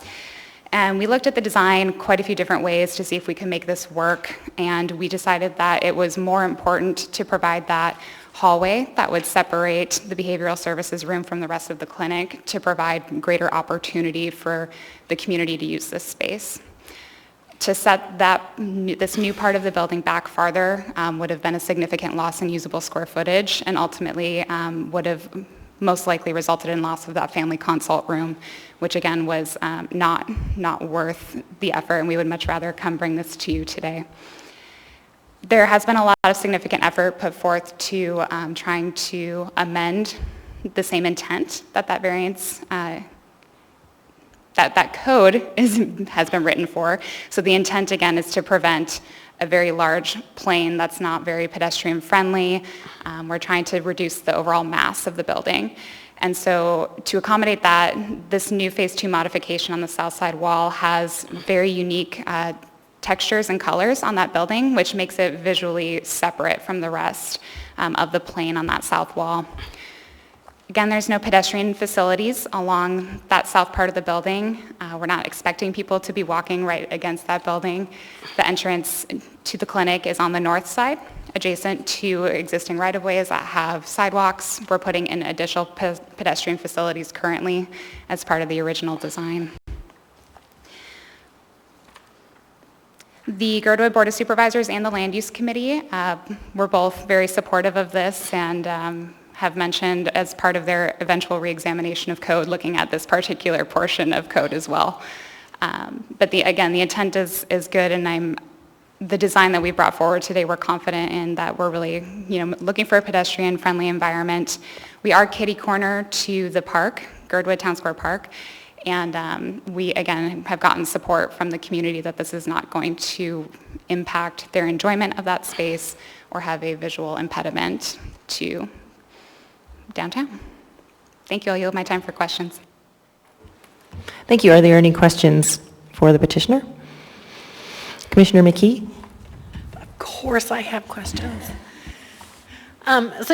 During your presentation, you mentioned that south addition that is going where the patio would have been has unique colors, but that is kind of different than the packet that we were given. Has the design changed since the packet that we received? Because the packet mentions that the addition the colors and the use of materials would integrate into the building, but it was already proposed. Yeah, thank you for the question, Commissioner McKee. It has not changed since you received the packet. I guess it's different than the other portion of that south-facing wall, but it is still in the character of the rest of the building. Okay. And then, so I have a couple of questions for you. The other question I have is it says that obtaining less length within the primary plane on the south facade would result in one or more of the following unacceptable situations: an inappropriately narrow hallway for a healthcare facility. Do you know what that width would be? I do not off the top of my head, but based on the articulation that we need to set back, it would have had to be at least 4 feet in. So it would have been a loss of 4 feet across the board on that south wall, or moving that entire hallway in 4 feet. And then in the packet that we have, under snow management, it says the standard is met. It says AMC 21.09.070K requires 20% of the parking area provided for snow storage area, 514 square feet. The proposed site plan proposes 600 square feet. And on plan sheet C2.1, I could only locate 515 square feet, which, still meets the minimum requirements, but the packet says 600, so I was wondering if there was a change from that condition. Yeah, thank you. I believe we just did not expand that dotted line on the site plan drawing, but it is all vegetation. It's open grass at that point, so they can push it back as far as they need. Okay, great. Just because, we know Gurdwood gets snow. Absolutely. And then, let me see here. So there on page 68 of the packet, it says, the requested proposed addition has adequate parking and approved parking reduction utilizing the available community parking in the GC-7 zoning. And I'm just wondering, and this might be outside your purview, but are the cumulative impacts of development in the area and utilizing of the shared parking space being considered, especially with a medical clinic, you want people to be able to park and get to the clinic if they need services?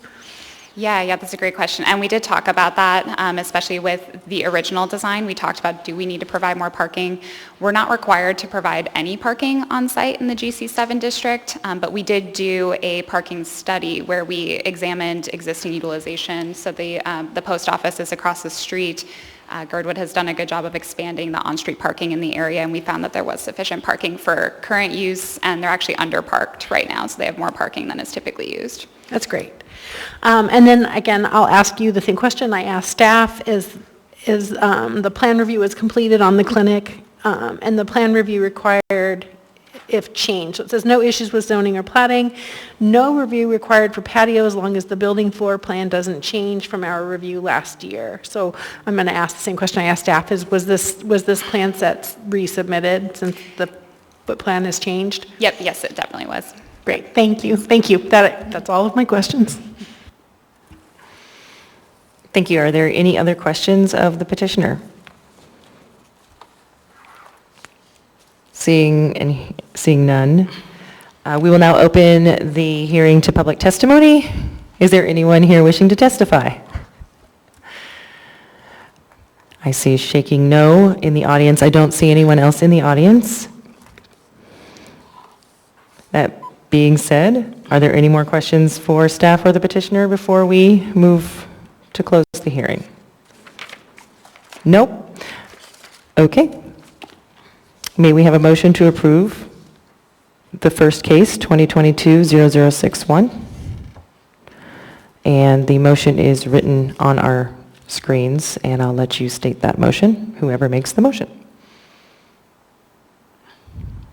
We have a motion from Commissioner Cash and a second from Commissioner Folland. Commissioner Cash, would you please state the motion?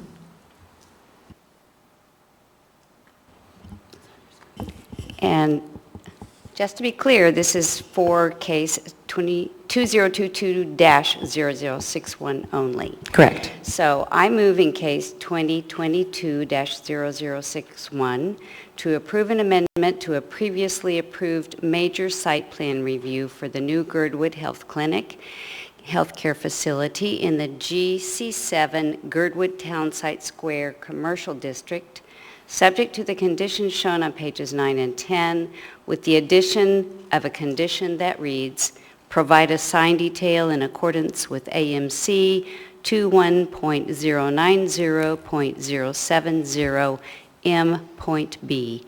This condition will be added as number 2, and current conditions 2 and 3 will become conditions 3 and 4. Thank you for that. We do have a second from Commissioner Folland. So Commissioner Cash, would you please speak to your motion?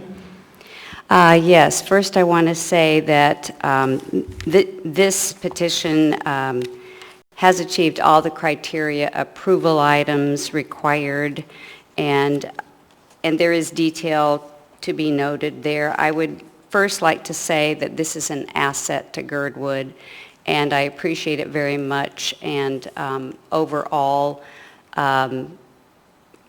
agree that the space is better utilized to its highest and best use inside the clinic. So that being said,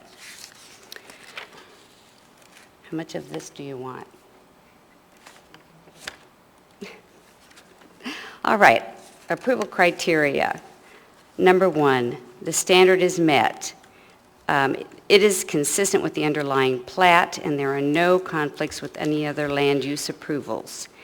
Number 2, the site plan complies with all applicable development and design standards set forth in the title, including but not limited to the provisions in Chapter 21.04, zoning districts 21.05, use regulations 21.06, dimensional standards and measurements, and 21.07 development and design standards. And it references 21.0904 C, zoning districts.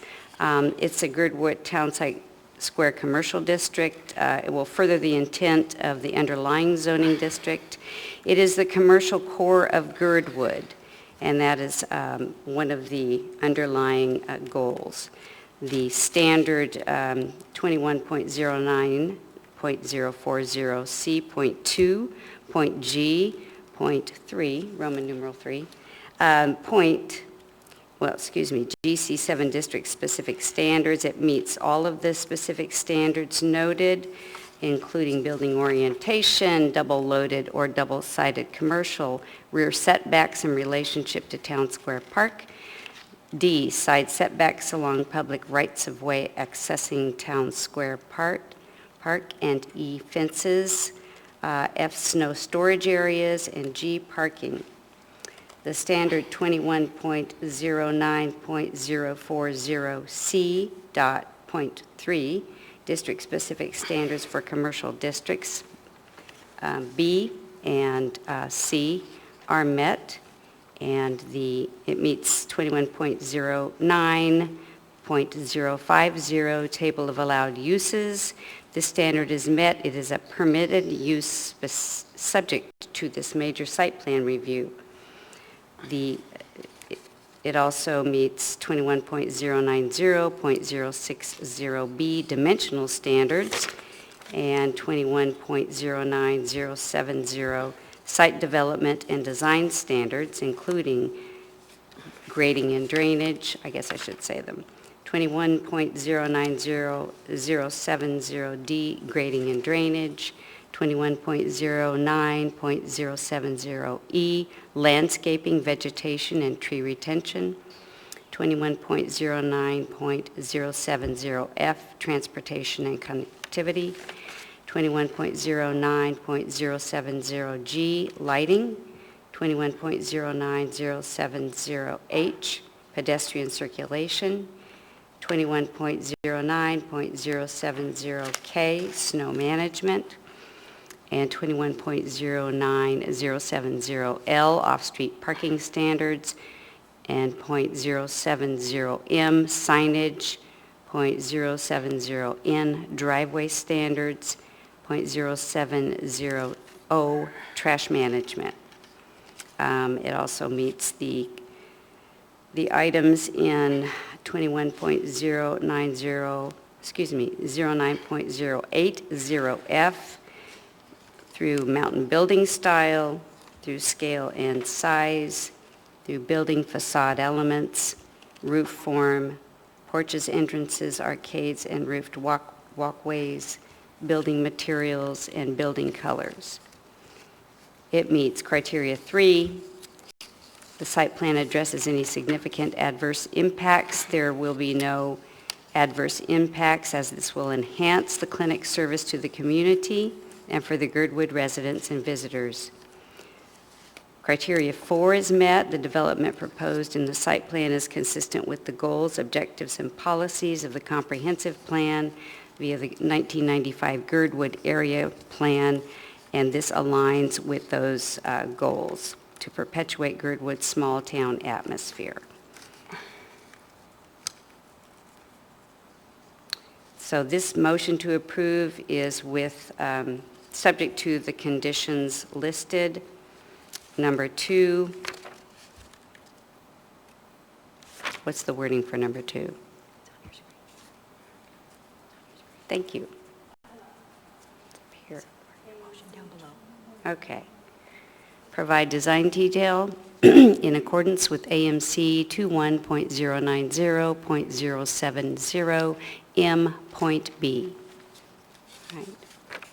And conditions 2 and 3 shall remain. Oh, I have to read them. I'm okay? Okay. Good. Thank you. Could we revise that code citation? It was not spoken into the record correctly. Oh. Which, the AMC 21, Yep, it's just 21.9.070. Where is that? 2109. Did I say that incorrectly? No. Okay. AMC 20, do I need to read the whole thing again or just do this?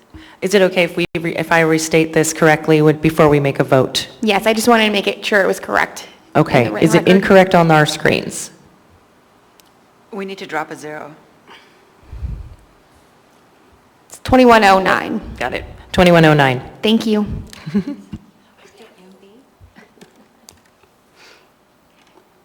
Thank you for that clarification. She'll clarify that for us. We still have a second. Oh. Commissioner Folland, would you care to speak to your second? No, thank you. Okay, if there's no one else wishing to speak, then I will restate the motion, and we will move to a vote. The motion on the floor for case 2022-0061 is to approve an amendment to a previously approved major site plan review for the new Gerdwood Health Clinic, healthcare facility, in the GC7 Gerdwood Townsite Square Commercial District, subject to the conditions shown on pages 9 and 10, with the addition of a condition that reads, provide sign detail in accordance with AMC 21.09.070 M.B. This condition will be added as number 2, and current conditions 2 and 3 will become conditions 3 and 4. May we have a vote?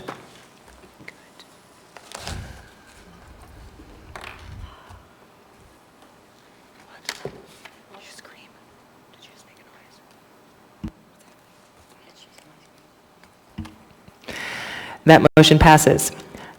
Okay, we have one more motion on the floor for case 2022-0062.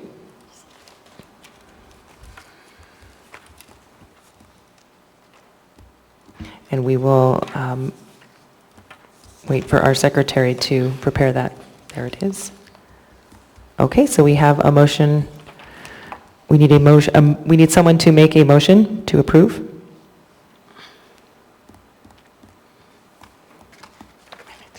Anyone?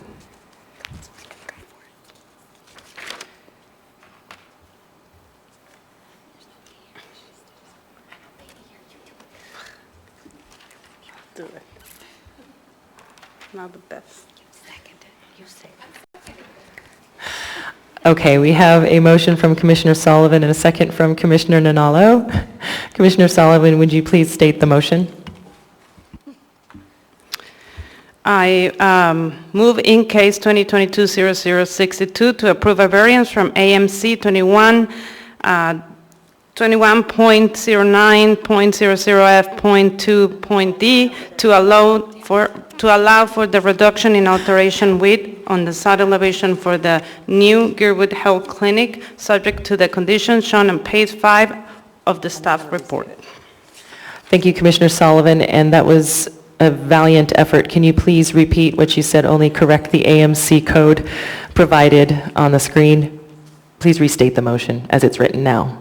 Okay. My apologies, thank you. I'm moving case 2022-0062 to approve a variance from AMC 21.09.080F.2.D to allow for a reduction in the alteration width on the south elevation for the new Girdwood Health Clinic, subject to conditions shown on page 5 of the staff report. Thank you very much, Commissioner Sullivan. We do have a second from Commissioner Nanalo. Commissioner Sullivan, would you please speak to that motion? Yes. Okay. The approval criteria, I think it complies with the proposed alternative achieves the intent of the subject design standard to the same or better degree than the subject standard. The standard is met. The proposed variance to offset the wall 27'6" rather than the required 34'8" meets the intent of the code to ensure a complementary scale and size to the surrounding built environment.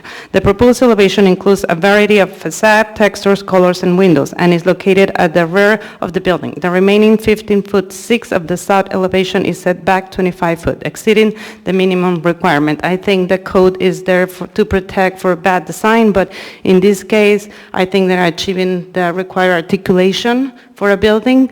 I don't think the building is in the right side, but that's not part of this. I think we miss an opportunity with the town square in Girdwood by locating the building there because it's going to occupy parking that could be somewhere else. But we're here to approve the articulation, and I concur that they achieved the articulation. The proposed alternative achieves the goals and policies of the comprehensive plan to the same or better degree than the subject standard. The standard is met. The 1995 Girdwood area plan designates this parcel as commercial, and it's intended to provide trade and services for residents and visitors. A main goal of the Girdwood area plan is to perpetuate Girdwood's small town atmosphere. This proposed variance request for both east and north elevations provide design alternatives that meet the intent of the code and creates an inviting building that is compatible with the size and scale of the surrounding community while maintaining privacy for the Gerdwood Health Clinic visitors. Another goal of the Gerdwood area plan is to provide facilities and services to maintain and enhance the quality of community life. This proposed variance request accompanies the major site plan review case 2021-0036 to approve a new healthcare facility to meet the demands of the current Gerdwood population. The proposed alternative results in benefits to the community that are equally to or better than the compliance with the subject standard. The standard is met. The granting of the proposed design variance provides more flexibility for the alternative design elements to meet the same intent of AMC 21.09.080F.2D to create a compatible and complementary scale and size consistent with the built environment while maintaining the small mountain town character. They really did a great job with that. The variance is granted while not adversely affect the use of adjacent property as permitted under this code. The standard is met. The granting of the variance is not anticipated to adversely affect the use of the adjacent property. Adjacent properties are under development, and this variance will not limit their future development or use. The variance, if granted, does not change the character of the zoning district where the property is located. It is keeping with the intent of the code and does not permit a use not otherwise permitted in the district in which the property lies. This standard is met. The granted of this variance does not permit a use not permitted in this district. This is a permit used in the GC7 Townside Square Commercial District, subject to a major site plan review, case 2021-0036 and 2022-0061 amendment. Granting of the design variance will not change the character of the zoning district where the parcel is located. Persons with disabilities are provided with access as required by the Americans with Disabilities Act ADA and reasonable accommodation. The standard is met. The variance is not related to the ADA accessibility or reasonable accommodation. The variance is granted does not adversely affect the health, safety, and welfare of the people of the municipality. The standard is met. There are no health or safety issues that will cause by approval of this variance. The owner is also seeking an amendment to a previously approved major site plan review for the healthcare facility in the GC7 district, case 2022, major site plan review for the healthcare facility in the GC7 district, case 2022-0061. This expanded clinic will improve the health, safety, and welfare of the community. In H, in elevating the request for a variance from the maximum sign height, the Urban Design Commission may consider whether there are special topographic circumstances that will result in material impairment of the visibility of the sign from the adjacent roadway, which significantly diminishes the owner's or user ability to continue to communicate adequately and effectively with the public throughout the use of the sign. The standard is met. This standard is not applicable because it's not related to signs. Thank you. Oof. That was a mouthful. Thank you, Commissioner Sullivan. Commissioner Nanalo, did you wish to speak to your second? Well, I feel like Commissioner McKee would appreciate it if I would speak to my second. I feel like it would make you feel better. The purpose of this variance, it seems like, in terms of how it impacts the health clinic, is to make sure the aesthetics are maintained. They've provided that. This space is better utilized by providing additional clinic space in Gurdwood. So yes, I intend to support. Thank you, Commissioner Nanalo. Well said. If there's anyone else wishing to speak, please let me know. Otherwise, I will restate the motion and we will move to a vote. So the motion on the floor is case 2022-0062 to approve a variance from AMC 21.09.080 5.2.d to allow for a reduction in alteration width on the south elevation for the new Gerdwood Health Clinic, subject to the conditions shown on page 5 of the staff report. May we have a vote?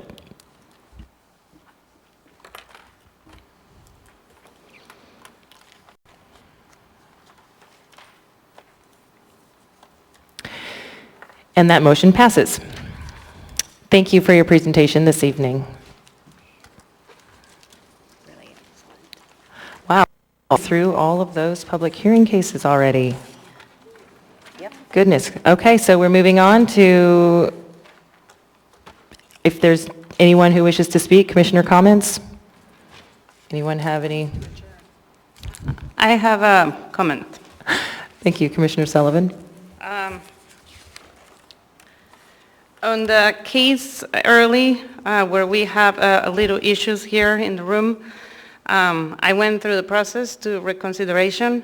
I will forward that document to everyone just in case if you guys want to do something. But I'll just forward what Lori gave me before so we know the process.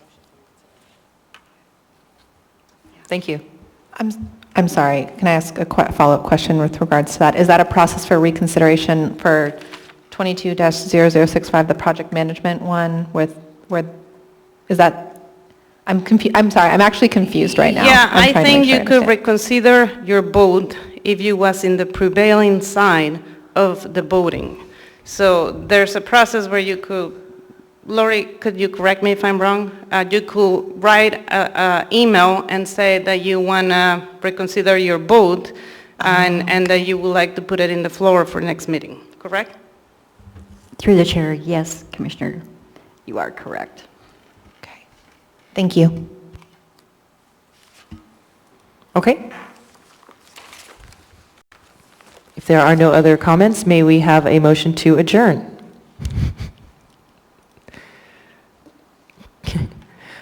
Moved by Commissioner Cash and seconded by Commissioner McKee. Do we have to vote on that? Why am I confused?